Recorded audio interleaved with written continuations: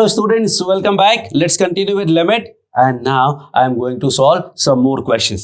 सब mix type के questions है, nothing of a particular profile, miscellaneous mix type के क्वेश्चंस है. Let's start with this. Think of it. नीचे ये देखोगे, this is basically greatest integer function है, बॉक्स फंक्शन. सो पॉज करो वीडियो और सॉल्व करो और you find the answer. And now let me tell you.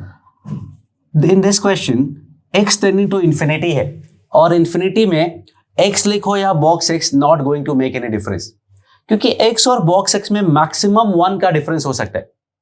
x और बॉक्स x में have maximum difference of 1 and so it is not going to matter if you write x और if you write box x in place of when x tending to infinity. And now we know the answer, and the answer is equal to 0. Think of how. भाई ऊपर x power n है और नीचे e power x है. आपको पता है दोनों इंफिनिटी हैं, लेकिन e power x is very big infinity, that is called super infinity. तो आपको अगर प्रोफाइल याद हो, एल हॉस्पिटल में पढ़ाया था लॉपिटल वाले वीडियो में कि e power x upon x power n हमेशा इंफिनिटी होगा, whatever be the value of n except infinity. x का वैल्यू इंफिनिटी नहीं, कोई भी फाइनाइट नंबर होगा, this is any finite number, this will be always less than e power x. तो answer 0 आ गया. Next question. इसका limit e square दिया हुआ है, तो फाइंड क्या करना है? Value of lambda and mu. Form check करोगे तो 1 पावर इंफिनिटी है, तो we can say this is e raise to the power gx into fx minus 1 will be lambda and mu. So that gives me 2 lambda plus 2 mu by x. Limit देखो इस बार ऊपर चला गया, because e power x में कोई problem नहीं होता है. This will give me e power 2 lambda, क्योंकि 2 mu by infinity will be 0, which is given as e square, and so lambda is equal to 1. But what about mu? Mu तो गायब ही हो गया, मतलब mu could be any number. Mu could be any number, whatever it is, not going to make any difference. It will always be equal to 1. Next question, if we talk about this, काफी typical है, काफी अच्छा है, बहुत पुराना JEE में पूछा गया क्वेश्चन है. डबल लिमिट आपको दिख रहा होगा, यू विल बी वरीड कि अरे ये पता नहीं क्या नया आ गया, पहले कौन सा लिमिट लगाना है, बाद कौन सा लिमिट लगाना है. But it's not about that, it's basically about form check करना. फॉर्म चेक करेंगे तो x into pi into n factorial, whatever it is. Cos का वैल्यू तो -1 से 1 के बीच में आएगा, ये पक्की बात है. और कॉस का वैल्यू -1 से 1 के बीच में है, तो उसका पार जब इंफिनिटी करोगे तो क्या होगा? जब उसका पार इंफिनिटी करेंगे तो 0 आ जाएगा. -1 to 1 raise to the power infinity 0 होता है. तो ये पूरा 0 आ गया. 0 + 1 इज 1, काम खत्म. 0 + 1 इज 1, दैट्स इट. लेकिन ऐसा नहीं है. क्या है? द स्टोरी इज कि इसका वैल्यू -1 to 1 क्लोज इंटरवल होता है, जबकि पार इंफिनिटी करने पे ओपन इंटरवल होगा तो 0 आएगा. लेकिन अगर +-1 हुआ और उसका पार इंफिनिटी करोगे तो 1 आएगा. 1 या -1? Actually this is 2m. 2m का मतलब, और m टेंडिंग टू इंफिनिटी है. पहले एक चीज समझो, m और n जब इंफिनिटी के लिए यूज करते हैं तो they mean integer. Infinity but integer. तो 2m का मतलब इवन इंटीजर हुआ, इसलिए +1 लोगे या -1 लोगे, दोनों केस में आंसर 1 आएगा. So these 2 cases we have to separate, कि कब उसका वैल्यू -1 + 1 के बीच में होगा और कब उसका वैल्यू +-1 होगा. तो directly you may not be able to think, but let me help you. So let me take a case 1 in which x is rational number x is a rational number. x अगर ये कहां से आया ये आपको पता नहीं चलेगा। जेडबल के पेपर में ऑप्शंस वर लाइक दिस कि रैशनल है तो ऐसा, इरैशनल है तो ऐसा, then you will be able to understand कि हाँ ऐसा कुछ करना है ना। अगर x रैशनल नंबर है तो we can write it as p/q। अब n भी इंफिनिटी को टेंड कर रहा है। n अगर इंफिनिटी को टेंड करता है मतलब n का वैल्यू 1 2 3 4 5 6 अप टू इंफिनिटी सारे नंबर का प्रोडक्ट है। इस n फैक्टोरियल में ये q भी आने वाला ही है, बिकॉज p/q में अगर लिखा है इसका मतलब ये दोनों इंटीजर है, ये नेचुरल नंबर कह सकते हो। तो all natural numbers occur in n factorial because n infinity है, तो q भी इसमें कहीं ना कहीं तो आएगा। और q भी अगर इसमें आएगा तो इसको कैंसिल करके वी कैन से कि this is integer, p already integer है। So what I can say कि this whole number is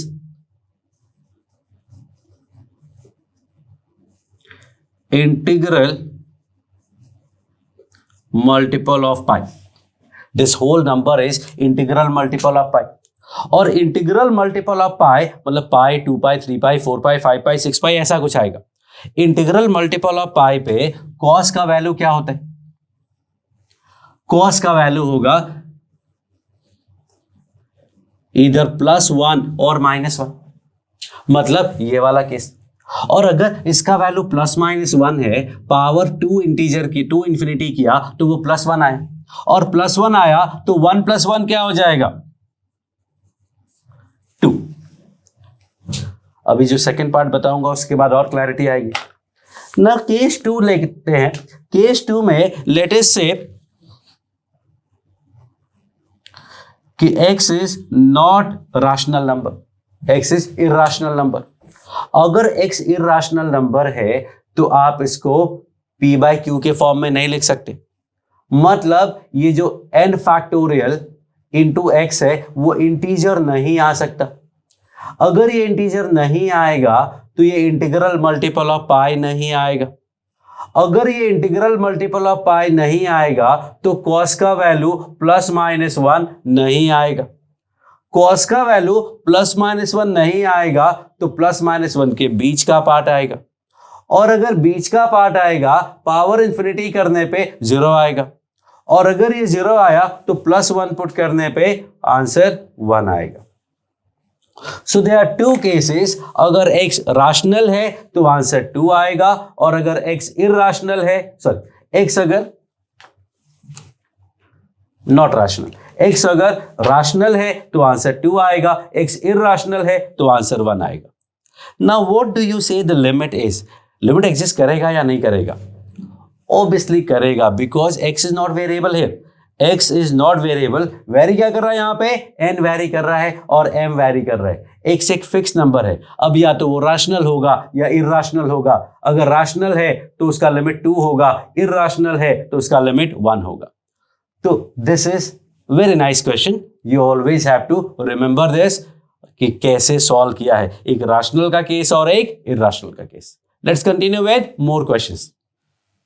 okay, so now solve some more questions.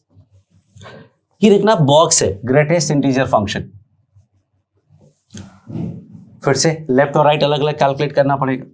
But before that a sin theta plus b cos theta, if you remember a sin theta plus b cos theta होता है, तो उसे √a² plus b² से divide multiply कर देते हैं।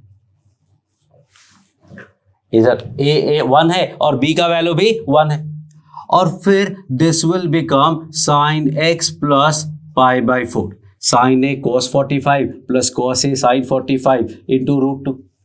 Limit अभी बाहर है। वी नीड टू फाइंड पहले कि बॉक्स के अंदर जो नंबर है वो इंटीजर को अगर टेंड कर रहा है तो लिमिट अंदर नहीं जाएगा, नॉन इंटीजर है तो अंदर चला जाएगा। लेट्स फाइंड आउट 5π/4 पे क्या होगा। अगर x को 5π/4 रखोगे तो ये 6π/4 आ जाएगा। 6π/4 का मतलब 3π/2 आएगा। 3π/2 पे साइन का वैल्यू -1 होता है, और -1 इंटू √2 करोगे तो -√2 होता है। अब -√2 को टेंड करता है तो प्लस माइनस कुछ भी हो सकता है. We are not going, it is not going to matter because integer नहीं है. तो लिमिट अंदर ले आओ या सीधा सीधा कैलकुलेट कर लो एंड वी गेट दैट कि -√2 का प्लस माइनस कुछ भी हो उसका बॉक्स तो -2 ही होना है. sin 5π/4 प्लस cos 5π/4 का वैल्यू -√2 होता है. -√2 का बॉक्स -2, खत्म हो गई बात. ये मैंने आपको इसलिए बताया कि आपको वो रिकॉल हो जाए, अदरवाइज फॉर्म से काम चल जाएगा. लिमिट अंदर भी जा सकता है. लिमिट को सीधा सीधा अंदर ले गए तो sin π/4 प्लस cos π/4 1/√2 माइनस है और 1/√2 तो -√2 का बॉक्स -2. यहां पे लिमिट अंदर मूव कर गया बिकॉज इसका वैल्यू इंटीजर नहीं था. This cos c minus cos d का फॉर्मूला आपको पता होगा and that is 2 sin c plus d/2 sin d माइनस c/2 x square minus mod x है. मॉड एक्स का क्या करें, एक्स अपना नेगेटिव है और नेगेटिव नंबर का mod negative of the number होता है. Now I am going to write it as sin x plus 1 sin x minus 1 upon x into x plus 1. And now what? Now you see that कि this is going to be 1 क्योंकि x tending to -1 है और जब x tending to -1 है तो x plus 1 का value 0 होगा. तो साइन का इनपुट टेंडिंग टू 0 है, नीचे सेम टू सेम फंक्शन है तो दैट विल बी 1. तो बचा 2 into 1, x को -1 रखोगे तो साइन ऑफ -2 आया अपॉन x इज -1 तो -2 साइन -2 विच इज 2 sin 2. इसका वैल्यू आएगा 2 sin 2. लास्ट क्वेश्चन देखो, ये एक स्टैंडर्ड एक फॉर्मूला था, कोसाइन का एक फॉर्मूला था, ट्रिग्नोमेट्री में आपको बताया गया था और उसमें आइडिया क्या था, लार्जेस्ट एंगल के डबल का साइन अपॉन स्मॉलेस्ट एंगल का sign into 2 raised to the power number of terms. How many terms are there?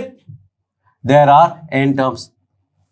इसमें लिमिट लगानी है n टेंडिंग टू इंफिनिटी और लिमिट लगानी है x tending to π/2. What do you see? Form check करोगे n tending to infinity पे तो ये क्या है, सुपर इंफिनिटी, 2 पावर इंफिनिटी. तो x का वैल्यू π/2 को टेंड कर रहा है, मतलब कोई एक फाइनाइट नंबर है तो finite upon infinite will be 0. अब साइन का इनपुट अगर 0 को टेंड कर गया है तो we need the same number in the denominator. तो डिवाइड किया लेकिन मल्टीप्लाई भी करना पड़ेगा. साइन का इनपुट अगर टेंडिंग टू 0 है तो उससे डिवाइड मल्टीप्लाई कर दिया. This is what, this is what, ये 2 पावर n कैंसिल हो गया और हमें मिला sin x upon x. And now I am going to use limit x tending to π/2 and that is what, 1. Actually no, sin π/2 का value 1 होता है और x का वैल्यू π/2 है तो आंसर 2/π होगा, आंसर 1 नहीं होगा. sin x अपॉन x देखते उसको 1 नहीं बोलने का, मेक श्योर कि साइन का इनपुट 0 है तभी वो 1 होगा, अदरवाइज नहीं होगा. So these were some questions related to trigonometry. ये बॉक्स का क्वेश्चन हो गया, ये फॉर्मूला बेस्ड हो गया, ये एक डिफरेंट ही फॉर्मूला बेस्ड हो गया. So there are so many different type of questions that we can do in the chapter limit. So let me continue with some more questions. So now I have this one more question. The question is given this और उसका limit भी given है 2 है. What we have to do then, we have to find the value of a, b and c. I call it ABCD वाला question जिसमें आपको ABCD find करने होते हैं. तो the first thing we do is we check the form. Form check करोगे तो मिलेगा 0 0 0. 0/0 फॉर्म आ गया, ऑल गुड. अगर 0/0 फॉर्म है तो I can use L hospital. तो लॉपिटल अगर यूज करेंगे तो I will get first function into differentiation of second plus second function into differentiation of first. I am going to do it with three different methods. Minus b, log 1 plus x का derivative 1 upon 1 plus x. First function into differentiation of second plus second function differentiation of first upon x square into sin x है. What I prefer is कि आप x से divide multiply कर दो and this is 1, a non-zero finite factor. उसको अलग कर लोगे तो आपका काम काफी आसान हो जाएगा. These are some smart methods that we should keep doing it. अब वापस से जब x को 0 पुट करेंगे तो ये 0 आ जाएगा. e पावर 0 इज बेसिकली 1, तो मिला a minus b plus c upon 0. ओहो, a minus b plus c upon 0 आ गया. ऐसा फॉर्म तो नहीं सॉल्व होगा, ये तो इन्फिनिटी हो गया. लेकिन we are given that it is equal to 2. और अगर ये इक्वल टू 2 है तो ये तभी पॉसिबल है जब a minus B plus C का वैल्यू 0 हो जाए. There is no other possibility. Denominator tending to 0 है. अगर न्यूमरेटर भी टेंडिंग टू 0 होगा, या इस केस में कह लो इक्वल टू 0, क्योंकि अगर ये इक्वल टू 0 है बट ये तो टेंडिंग टू ही है, तो अगर न्यूमरेटर भी टेंडिंग टू 0 हुआ तो ही इसका वैल्यू 2 आ सकता है. 0/0 कैन बी एनी नंबर, लेकिन नॉन 0/0 तो पक्का इन्फिनिटी होगा. तो वापस से 0/0 फॉर्म आ गया. वापस से we can do what, we can apply L hospital. उसके पहले if you want you can mod some cases, but let's do it like this only. First function into differentiation of second function differentiation of x 1 plus a e power x का derivative यही रहेगा b upon 1 plus x का square. First function into differentiation of second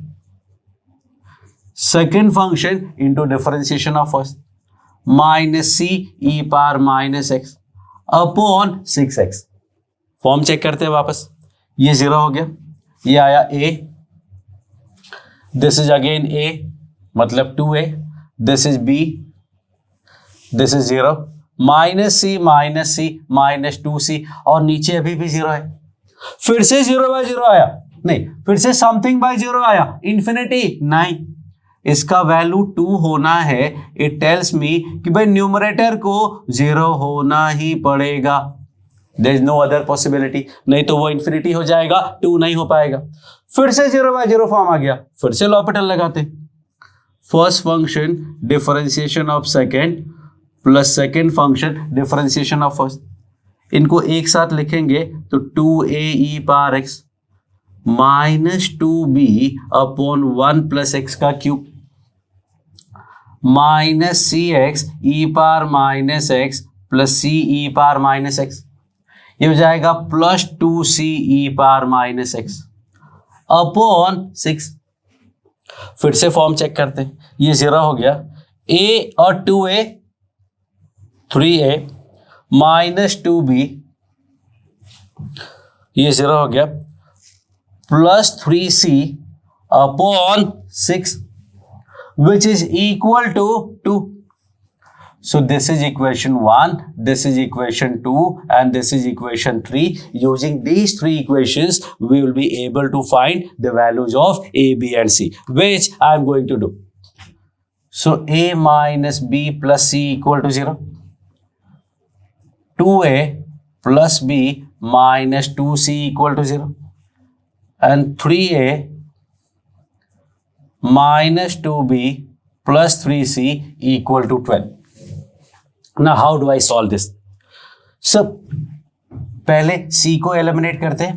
first का double इसमें add करेंगे तो मिलेगा 4a minus B equal to 0. First का 3 टाइम्स में से इसको सबट्रैक्ट करते हैं. इसके 3 टाइम्स में से इसे सबट्रैक्ट करेंगे तो 3a cancel, 3c cancel, minus 3b minus minus 2b is minus b. इसके 3 टाइम्स में से सबट्रैक्ट किया तो b comes out to be 36. So a comes out to be b/4 मतलब 9, and so c comes out to be b minus a मतलब 27. This is the answer. A B C का value हो गया, थोड़ा calculation mistake होगा तो that's okay, you can take care of that. So this is one way of solving this question. What is the second idea? Wait, and the second idea is expansion. Expansion में e power x का value होता है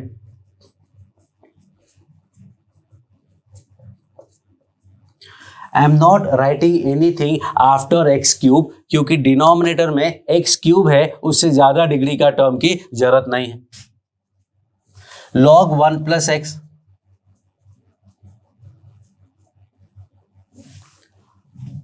plus C x E power minus x.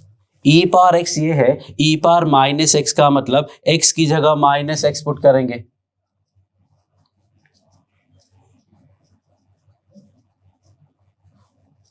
and that divided by x cube into sin x upon x equals to 2. Now let's see, constant term है क्या? कहीं x है, यहां भी x है, यहां भी x है, there is no constant term. Okay, x का कोफिशिएंट क्या है? What are the coefficients of x? x के coefficients if you see, to we have a minus B and plus C. X square का coefficient, x square का term देखोगे तो this is a by 1, then this is plus b by 2, और यहां x square का term है minus C. फिर x cube का टर्म आएगा, एक्स क्यूब का टर्म आया a बाय 2, एक्स क्यूब का टर्म आया b बाय 3, और एक्स क्यूब का टर्म आया प्लस c बाय 2, प्लस फिर एक्स पावर 4 5 6 7 सब कुछ आएगा, divided by x cube into, let me say this is 1 equal to 2 given है। इसका मतलब हुआ कि भाई x के नीचे x क्यूब अगर आया तब तो गड़बड़ हो जाएगी। x के नीचे x क्यूब है मतलब 1 बाय एक्स स्क्वायर है, और 1 बाय एक्स स्क्वायर इंफिनिटी हो जाएगा because limit x tending to 0 है। मतलब ये टर्म तो होना ही नहीं चाहिए। इसका मतलब a minus B plus C का वैल्यू 0 होगा, मतलब ये है ही नहीं। Well and good, x square upon x cube ये भी नहीं हो सकता, क्योंकि अगर एक्स स्क्वायर का टर्म हुआ तो 1 बाय एक्स आएगा and that will make it infinity. मतलब a plus B by 2 minus C को भी 0 कर दो। एक्स क्यूब का टर्म अपॉन एक्स क्यूब का टर्म, तो I will get a by 2 minus B by 3 plus C by 2। वो किसके इक्वल होना चाहिए? 2 के इक्वल होना चाहिए। इसके बाद वाले मैटर ही नहीं करते, क्योंकि x पावर 4 5 6 7 का कोफिशिएंट कुछ भी हो, उसको जब x क्यूब से डिवाइड करोगे तो x पावर 1 बचेगा, नेक्स्ट में x पावर 2 बचेगा, नेक्स्ट में x पावर 3 बचेगा, और वो सब टेंडिंग टू 0 की वजह से 0 हो जाएगी। सो आइडिया इज कि जब x टेंडिंग टू 0 है, दोनों का डिग्री मैच करना चाहिए, लोएस्ट डिग्री। ये x क्यूब है तो ऊपर भी मिनिमम x क्यूब ही होना चाहिए, उसके पहले वाले हटा दो। Now if I solve this, LCM लेते हैं तो ऐसा है, यहां 6 मल्टीप्लाई करेंगे तो I will get 3a minus 2b plus 3c equal to 12। Do you see the magic? a minus b plus c equal to 0, a minus b plus c equal to 0, 2a plus b minus 2c, 2a plus b minus 2c, 3a minus 2b plus 3c, 3a minus 2b plus 3c equal to 12 solve करेंगे, you get the same answer. So that is the whole idea of this question. और third method हो सकता है without L'Hopital, without expansion, but that is too much work I will say, तो we can leave it. x की जगह minus x put करेंगे तो वो सेट होगा, but that is too much work, that is not important. But this two methods are actually useful. तो अगर ABCD type वाले क्वेश्चंस हैं तो in that case I will say you can use L'Hopital, you can use expansion, because normal तरीके से solve करने जाओगे it is going to take a lot of time. वैसे आपसे पूछा नहीं जाएगा। मेंस एडवांस में भी इस टाइप के क्वेश्चंस अभी नहीं पूछे जाते हैं जहां पे आपको लॉपिटल एक्सपेंशन लगाना पड़े। हाँ, लास्ट 2-3 ईयर्स में कुछ क्वेश्चंस ऐसे पूछे गए हैं जिसमें लॉपिटल अप्लाई करना पड़ता है, उसके बिना it becomes too difficult, but you should never be completely dependent on l'hopital or expansion. You should actually avoid it, क्योंकि ये तो अल्टीमेट सॉल्व होने वाले ही हैं. You are definitely going to be able to solve this, so there is no issue at all. But I will ask you to try to avoid this. Do not be dependent on l'hopital or expansion. हाँ, ABCD question है तो that is okay. Now, one thing is, कुछ questions में आप देखोगे derivatives का question होता है. डेरिवेटिव्स का क्वेश्चन अगर है, so what we are going to do is we are going to use differentiation by first principle का कॉन्सेप्ट, बट अभी हमें वो नहीं पता है, इसलिए वी कैन यूज लॉपिटल, क्योंकि लॉपिटल में ही डिफरेंशिएशन आता है. तो अगर डिफरेंशिएशन का कॉन्सेप्ट है, क्वेश्चन में डिफरेंशिएशन की बात कर रहे हैं, तो you can use simple L'Hopital, but after we are done with differentiability and differentiation, then we can skip that l'hopital altogether. So that is your limits. Thank you.